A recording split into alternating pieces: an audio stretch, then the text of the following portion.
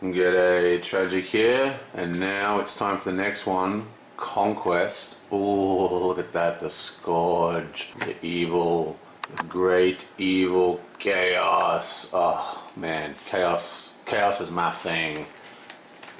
Chaos. I'm so excited for this pack. This is the pack I'm waiting for. Can't wait to open it. Oh, god damn. Open the stupid thing. What's going on here? Oh, it's got like a little bit of plastic there. Gotcha. Note to self, don't be an idiot. Okay. Now, Chaos has always been my favourite faction in 40k and Warhammer. I just absolutely love the Chaos Gods, the entire concept of them. If you watch my Chaos in the Old World video, I basically do a little love ode to Chaos in it. I get totally off track just talking about all the awesome Chaos lore. Okay, so let's start off with the Plague Father. Now, that's his bloodied side. Let's look at his good side. Yonk. Okay, so obviously, as you know, we have the Warlord and his signature units. Reaction. After this Warlord is declared as an attacker, move 1 damage from this Warlord to another unit at this planet. So he's effectively a 2/7 in a way. He's a 1/7. But, see, this is an interesting ability. Unless we have ways to damage him, and there are ways, I actually have fooled around with a type of damage deck that uses Orc Cannon with Chaos, and Orc Cannon can actually hit your own troops, so that's a way to put that damage on, because if he doesn't have damage, he's not going to be moving that damage. So you can kind of get around this by just not attacking him. If you're the other player, you just go, well, I'm just not going to attack the Plague Father, okay? And then he doesn't get damage on him, which means he can't move damage off him, which basically negates his ability. So there is a way to play around it. But of course, as I was just saying, there are ways to actually place that damage on yourself, with Orc Cannon especially is a good one. So you can't actually really play around it as much as you think. I think this is an extremely strong ability. I mean, this is bonkers. One of the things to take note of is it says move 1 damage, which means it's unshieldable. In case you can't hear me when I like mumble like that, it means you can't use a shield to stop that 1 damage because it's moved. It's a different effect, and it's a healing effect. I think this is the first healing effect we've seen in the game. This is like crazy. Now, mind you, he is up against a very powerful Warlord who adds an additional damage to every point of damage where he is. But I don't know. I still think this is a redonkulously strong effect. I reckon this is one of the strongest Warlords I've seen, except maybe that Eldar guy who taps everybody, because that's just ridiculous. But yeah, I mean, this is a very, very strong effect. It's a healing effect. The only problem is that you have to combo into it because the other player can play around it. But yeah, so he's effectively a 2/7 with moving unpreventable damage, and can target multiple characters at once. So he could attack and kill someone and use the 1 point of damage to kill someone else. Very, very strong here. That's crazy. That's powerful. Awesome. What have we got here?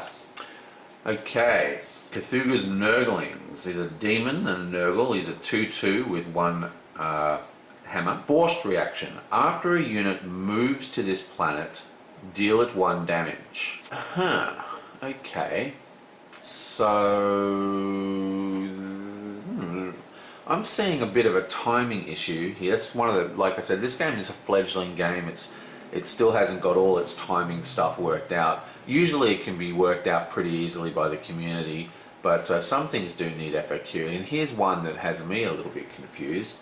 After a unit moves to this planet, now we know that deployment and movement is a different thing, right? So deployment is coming straight out of your hand towards the planet. Movement is usually the units that are combined with your Warlord, alright?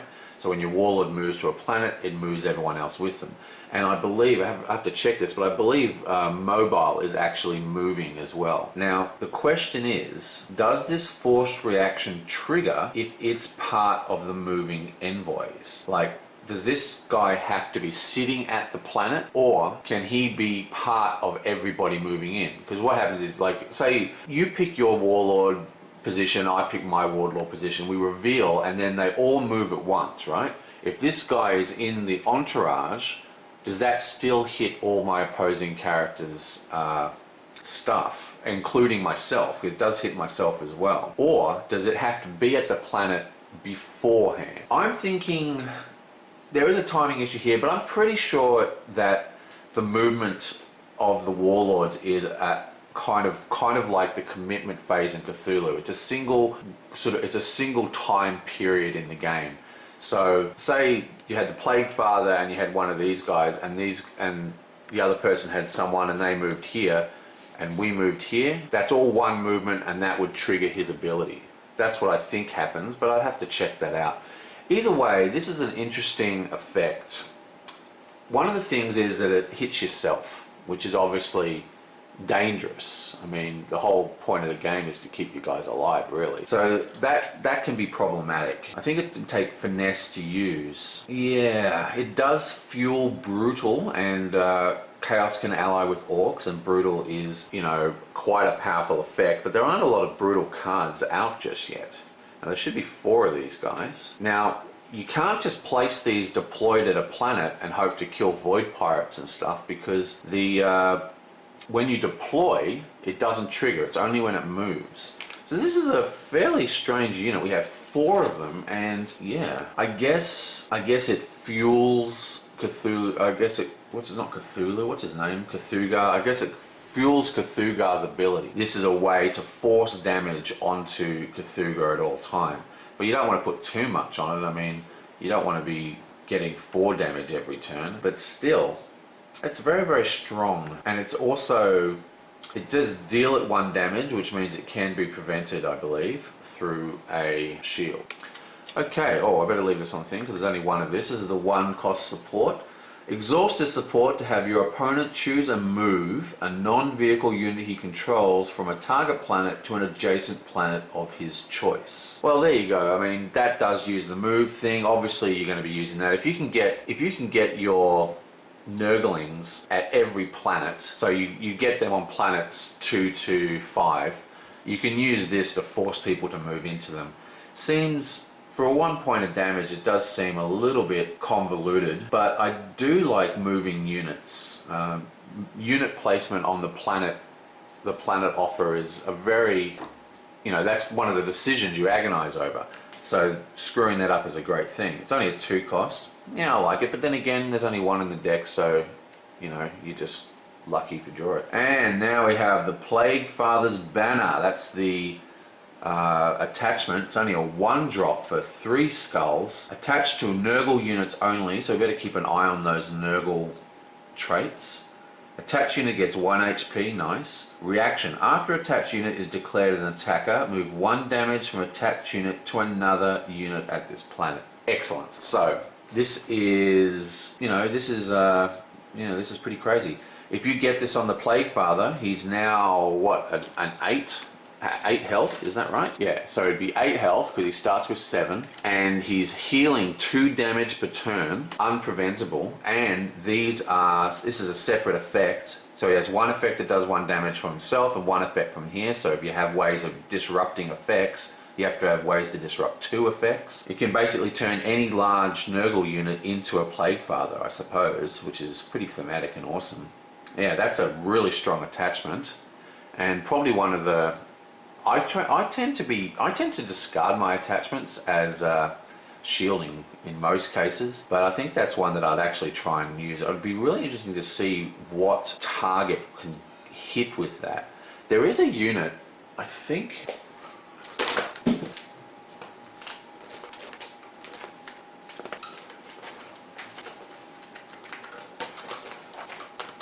Yeah, there is a unit that came out in the core set that got a lot of hate called the Virulent Plague Squad. Let me just grab that one for you. Yoink. No, it's not in any of my decks. And it doesn't get a lot of flack. It gets a lot of flack because it's quite expensive, and its ability is a kind of win more when you're already winning sort of thing. Get this guy on it. He's suddenly, I've got a 5 butt. He's moving damage. And every time he kills something, he's getting an attack increase. Or anytime anyone's killed in your opponent's, he's getting an attack increase. that could be a really good target, which is a little, you know, instead of going all for the hero, that's a good target for him.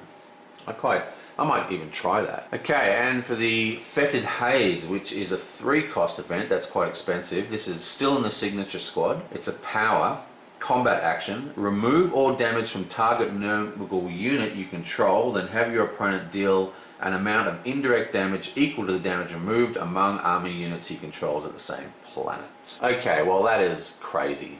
I mean, basically it moves all the damage from a Nurgle unit, probably going to be your Warlord. So you can have, if he's got the attachments, he can have 7 damage on him. And the other player has to distribute that damage among the opposing units. I mean, that is extremely strong.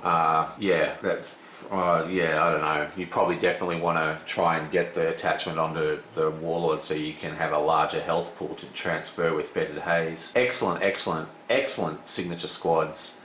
The Nurglings, I have to figure out exactly what the timing with that is, but the Nurglings look like they take quite a bit of finesse to use. I'm not sure whether they're designed to sit at the planets and just soak up command points, or whether you're supposed to have them attached to the hero, and if they're attached to the hero, whether they trigger on their own movement or whether they have to be at the planet first. So I'm a bit confused about that, but apart from that, the signature strong looks pretty strong to me, especially the Warlord. That's bonkers, and that's attachment. Okay, so we're now in the actual normal cards. Let's have a look at Space Marine. It's a 4-cost. It's a Rune Priest. Okay, so it's a 3 with a 4 back and 1 command icon. Forced Interrupt. When a non-Space Wolf unit retreats from this planet, deal 1 damage to that unit. It's 4 drops, kind of expensive. I like the fact that it can damage units that you are thinking you're going to get away with. But yeah, I'm not a huge fan of this card. Basically, if I'm in a position where I can retreat, right? I go, well, I'm going to retreat. And if I don't retreat, if I retreat, I'm going to get killed by this Space Wolf. I'm just not going to retreat, which means that this card could be forcing me to suffer another round of combat after the actual point of the combat, which is winning the planet, has already been achieved. I don't know. 4-cost, it hits your own units. You know, there isn't a huge amount of Space Wolves. I mean, obviously we've got a whole bunch in the black main deck, but yeah, I don't know. This is all right. I'm not particularly fond of that effect because it's like I've already won and now I'm just encouraging myself to take more damage. I don't know. Okay, not too impressed with that one. What's next? Been a Raisin Wolf. 2-cost creature. No command icons and a skull. Wow, have we ever seen a skull on a... Oh, it's an attachment. That's why. Even though it says creature. Okay, weird, whatever. Attached to an army unit. Reaction. After a battle at this planet begins, exhaust attached unit to deal damage equal to its attack value to a target army unit at the same planet. Okay, well this is a very common effect we see in a lot of card games. I think it's called Battle in Magic the Gathering. And yeah, I mean, very, very strong. Now, after the battle at this planet begins, so does this occur before range? I think it does. After the battle begins is the... that's interesting. Like I guess you can tell I'm a little bit wonky on the timing structure of this game still. See, the combat phase contains all these different battles, and you have a battle at each planet. It starts a battle at planet 1 and sort of moves up. So the battle begins...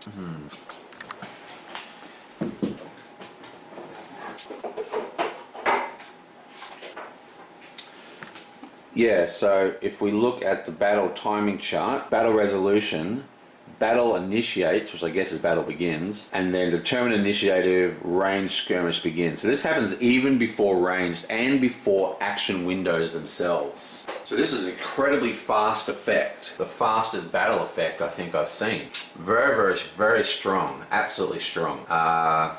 Yeah, that is an amazing card. I think that's one of the best attachments I've seen in a while, just because of the speed of it. Awesome. Obviously, you want to attach it to a high cost, a high attack. I mean, that 4 damage Space Wolf is suddenly looking a bit strong, isn't it? 3 damage Space Wolf hits him for 3. Hits them for 3 damage, before ranged, and then if they retreat, they get an extra damage. It's pretty crazy. It's actually pretty cool. I really like that wolf card. Okay, what's we got next? Yoing! Okay, good old IG, the Iron Guard Recruit. It's awesome. 2 command icons. It's a 2/1/2. I like that it's got 2 health, and it doesn't actually have any abilities. They're just conscripts, and this is just a capping unit. This is the kind of card that the game is completely focused on at the moment, which is low cost capping units to drive the early stages of the game. Without these kind of units in your deck, you are not going to win, because you're not going to get the card draw to have the options or have the shields, and you're not going to get the resources to pay for the larger cards anyway. Like I said, the game has a bit of a wonky cost curve at the moment. It'll probably iron itself out, but this is a great card. It's a 2 for 2 skulls. It's got 2 health, so it's a little bit more resilience. Like some of the other capping units only have 1 health. Very nice. That's a very good card. IG gets the business. Okay, what have we got next for IG? Bam! Oh, Dozer Blade. Awesome. Attached to a vehicle unit, attached unit gets +2 health. Meh. It's got 1 skull. It's 0 cost. I like 0 cost, but +2 health. I mean, who really cares? I mean, most of the vehicle units are so fat and hardcore anyway. I mean, how much health do you want to give them? I suppose if you were going to use this, you'd put it on some kind of flying unit, because a flying unit, that 2 health is effectively 4 health unless they have a negation flying ability. And adding 4 health is actually pretty damn awesome. Interesting, because then it loses all thematic consistency if you stick it on a plane though.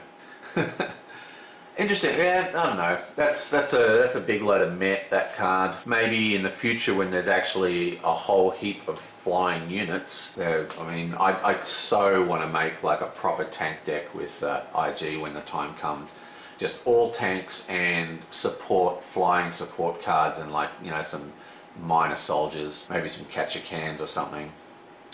Anyway, so Inquisitorial Fortress, awesome. So I really like seeing support cards in the actual normal deck, because I quite like the idea of support cards. I like the idea, the thematic game idea of having your home sort of base. I imagine that home base is either a fortress for something like IG, or if it's like a space marine, I imagine there's a space hulk hovering above the city. And I like the idea of having support cards, but I'm not a big fan, as you probably know if you watched my last video, of only having one of a single card inside a signature squad. Action: exhaust and sacrifice the support. Sacrifice the support to rout a target enemy army unit. Okay, so basically this is like a rout. It's a rout effect.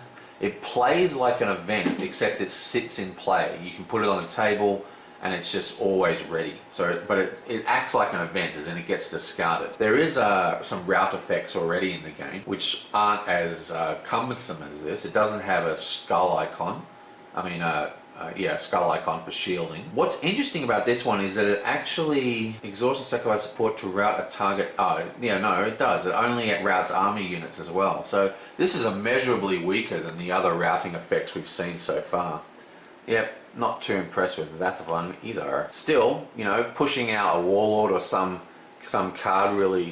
really powerful card is probably a good thing. Let's probably move these into view a little better. Yeah, boing! What's this guy?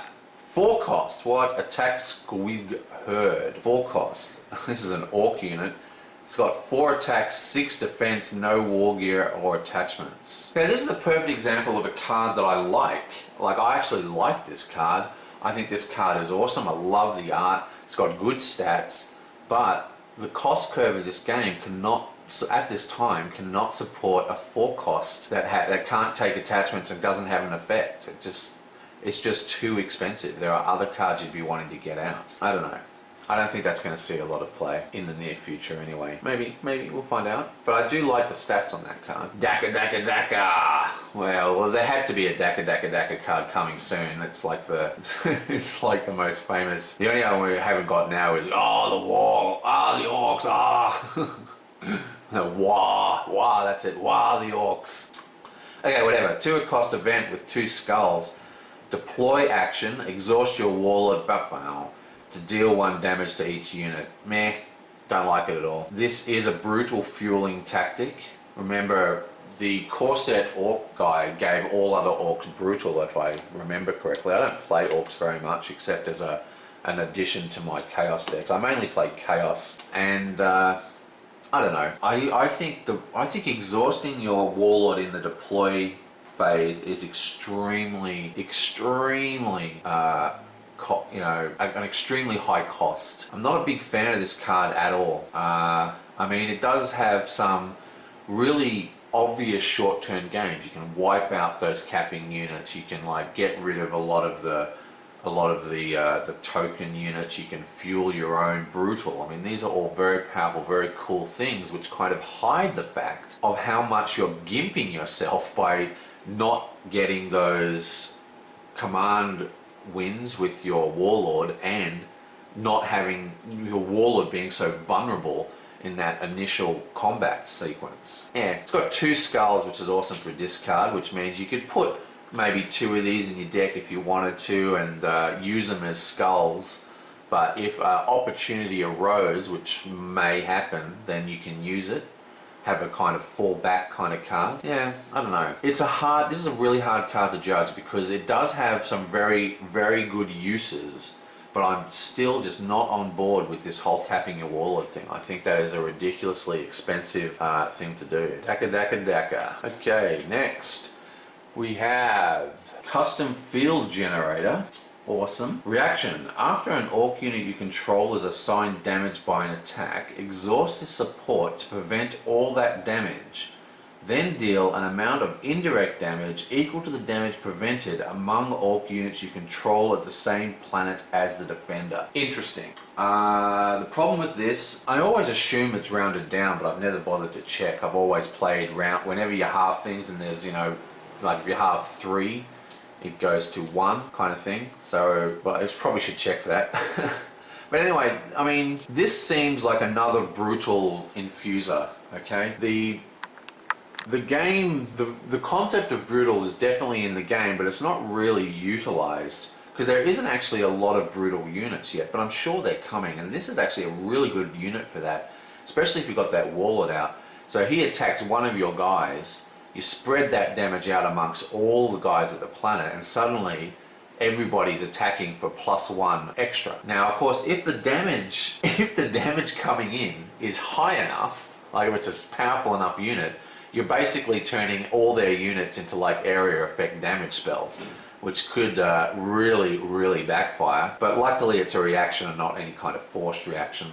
I actually kind of like this card. I think this card is a combo piece of a combo that does not yet exist, but I'm pretty sure it will exist probably by the end of this cycle. I quite like this card. I think this card is the kind of card that can change things up. I can't really think of a use for it beyond brutal though, off the top of my head. Interesting card. It's a bit meh, but not too bad. Okay, next we have, now we're into the good ones, the Dark Eldar. And they're good because they can ally with Chaos, obviously. Not that I'm biased or anything. It's a 4-drop, meh. Two command icons, nice. It's a 3/3. Ambush, oh, ambush. I love ambush. Reaction, after you deploy this unit during the combat phase, destroy a target damaged army unit at this planet. Okay, that's pretty damn strong. Being able to kill massive units that only have 1 damage on them at ambush speed, I mean, that is ridiculously strong. Yeah, I love it. Absolutely love it.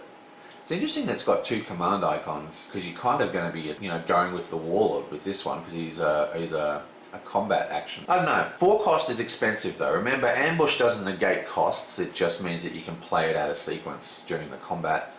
And, beg pardon. Yeah, so that's a very strong effect for quite a high cost. I can see why it is. Yeah, I think this is a great card. I think this is a card that people are going to be worried about. People are going to be very worried about that Dark Eldar sitting at 4 resources, because they know it doesn't matter how powerful their unit is. I mean, especially like a deck like Chaos. I've been trying to get Ginormous Demons is what I call the deck. I've been trying to get my Ginormous Demons deck running. And one of the problems I'm finding is that there's so many there's so many parts required to get these things on the table in a timely manner. And then having someone like this just go, I don't care how tough your demon is, he's dead. And we spent all this time getting on the table and then he's gone. That's brutal. Okay, next. It's an attachment with one shield. It's got beautiful art. Blade Lotus Rifle. Attached to an army unit. The attached unit gets +1 attack. If it's a Cabalite or whatever, Cabalite, it gains ranged. Well, we haven't seen a huge amount of range, but ranged is the stuff, man. One of my focuses at some point is going to just be a ranged deck. I think range is so powerful that once the card pool is large enough, people are just going to make, if it doesn't have range, it's not going in kind of things. Obviously that's not exactly whatever's going to happen, but my point is range is really, really strong. And if you can get things ranged, then do it. If you've got a choice of putting something in with range and something without range, and you're trying to decide, go with ranged. If you're not choosing the range unit, the other unit has to have some kind of synergy, use inside the deck. But yeah, that's good. +1 attack, nice, ranged, amazing. I like this card. I like that it's 1 cost because Eldar can have some resource issues, I've found. Dark Eldar. Okay, Soul Sieger. It's a torture 5 cost event. What? That's like the most expensive event I think we've seen. Put a target army unit with printed cost X or lower from your opponent's discard pile into play under your control at planet. X is the number of torture cards in your discard pile. Don't like this one at all. This is good. Sure, you can pull out whatever, it's got a good effect, I should say. It's expensive as extremely expensive. And it also relies on torture cards being in your graveyard. So this is a late game spell, which is good because you've got to wait for the late game for their piles to be, full of things worth taking. But, I don't know, didn't we see cards that, I think we saw like Homunculus or something. There was some card we saw in the last pack, I can't even remember now, that actually cycles torture cards back into your hand, which would reduce the power of this card. So it doesn't really synergy with a torture orientated deck that's trying to cast a lot of tortures. So I don't know.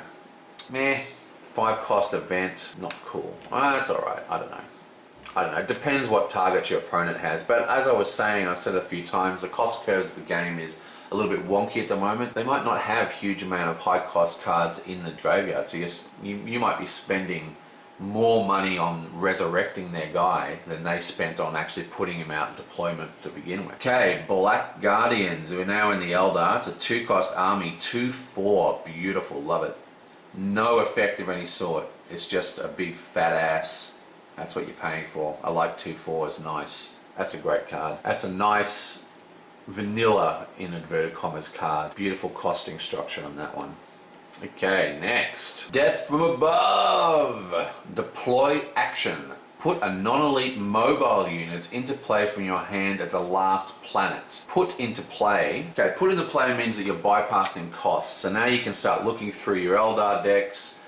And actually, it's a non-elite mobile unit. It doesn't even have to be an Eldar unit, which means it can be hitting up both the factions that can team with it, which I believe is Space Marine and not Space Marine. What am I talking about? Tau and Dark Eldar.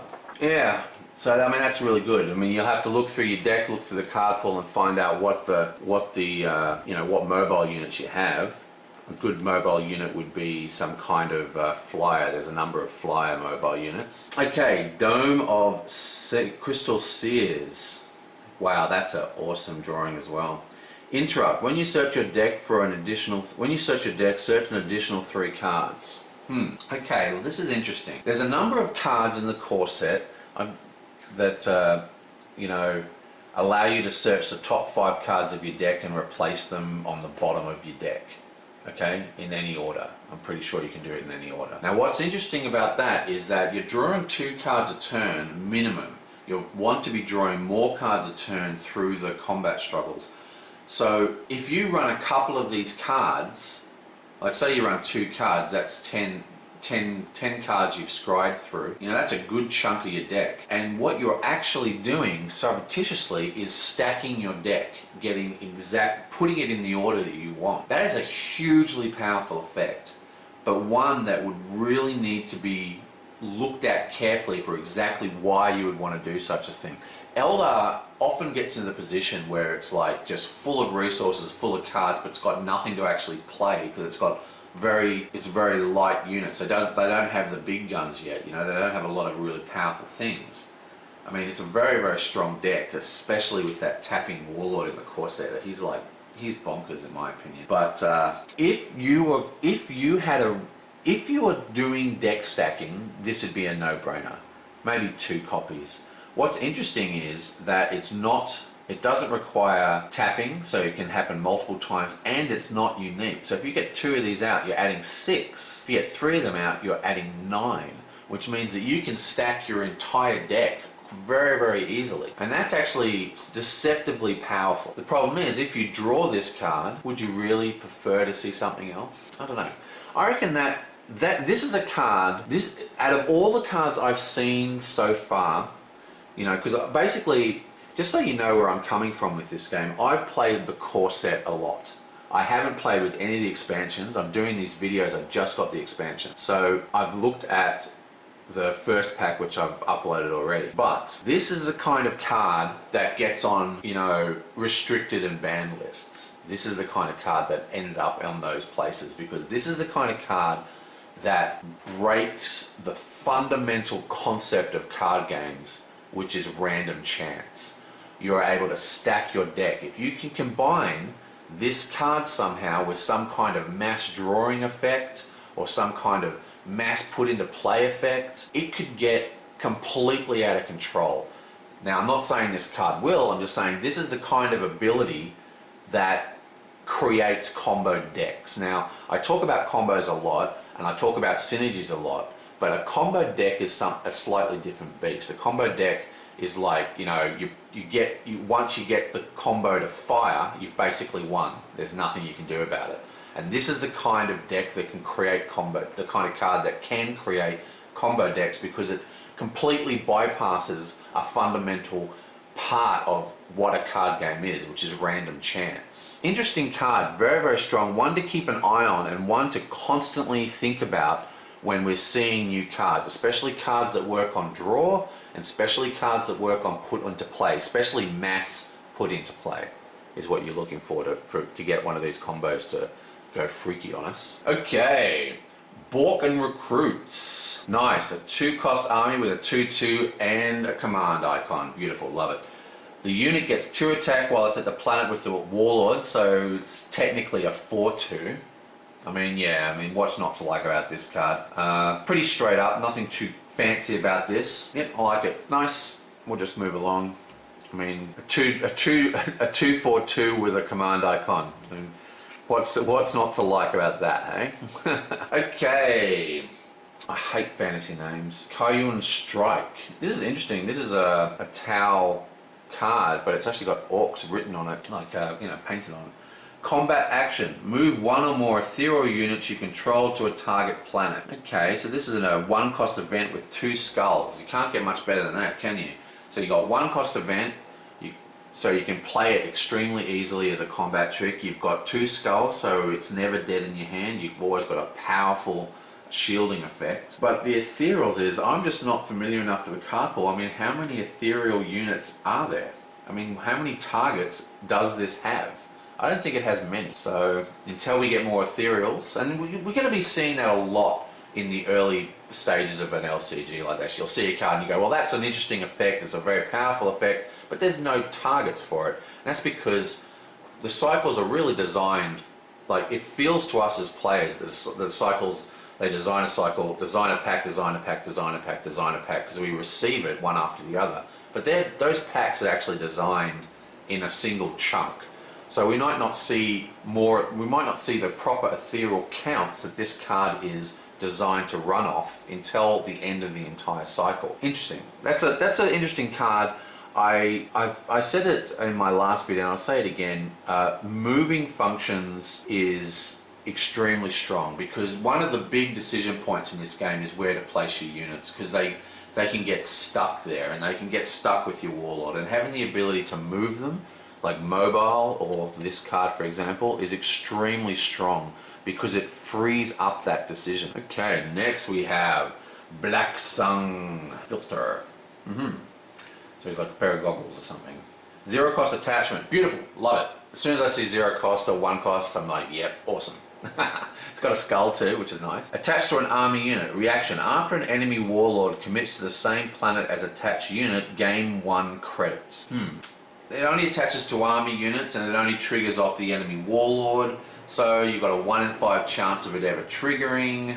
I mean, it's actually a little bit higher than that, because you can make educated guesses of where the warlord's going to be. But yeah, interesting. I mean, 1 credit. I mean, who doesn't want to get extra credits? I don't know. My problem with this card is not so much the card, but the game state. And what I mean by that is that the game state is quite rigid at the moment. This game has masses of potential, like huge amount of potential, but the core design philosophy behind the signature squad means that decks are kind of not so much dictated to you, but there is a focus on all the decks, right? And the card pool is so small that that focus on the decks can't change that much. There's only so many cards, there's only so many decks at the moment, and I just can't see really where I would remove a card to place this card in at this time. Once the card pool is larger and my options are a lot larger and the deck's a lot more varied, this may come back to get those extra resources. But still, it's a bit of a meh. This has been a bit of a meh pat in general, except for that Warlord, who I absolutely adore. Well, that's it. That's the